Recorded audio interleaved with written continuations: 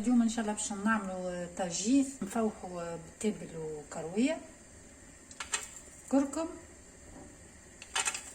والملح. توا من بعد فوحناه باش نخلوه يتقل شويه. انا باش نضيف له ورقتين رند وشويه كليل، نغطيه ونخليه يطيب على روحه. هنا خديت ما يقارب كعبتين بطاطا باش نضيف لها الملح، باش نضيف لها الكركم، وباش نحط لها زيت الزيتونه هكا، وباش نحطها في الكوشه. نحط هنا بعد ما طبلنا الدجاج نزيدوا البطاطا اللي طيبتها في الفور، نضيف ليها جبن نرحي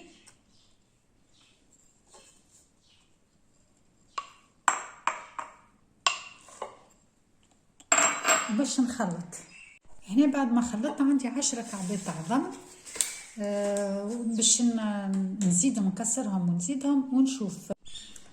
يعني خذا مني الطاجين ما يقارب 3 حيار، يعني 12 كعبة 3 حيار. هوني شنو اللي مازال باش نضيف له؟ باش خديت 4 توابع جبن باش نفتفتهم ونزيدهم للحشو. ولمستي الخاصة اللي بيا هي كعبة ياغورت ناتوريل نضيفها. علاش الياغورت ناتوريل نحطها انا؟ باش تنحي لي اكل السفوريه نتاع العظم، وفي نفس الوقت فيها الخمائر، يعني يزيد يخمر لي.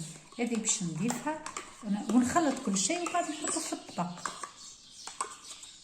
توا حطينا الخليط في الطبق بعد ما دهنته بالزيت، باش نحطه توا في الكوشه، يعني في الفرن لمده 25-30 دقيقه في درجه 180 درجه.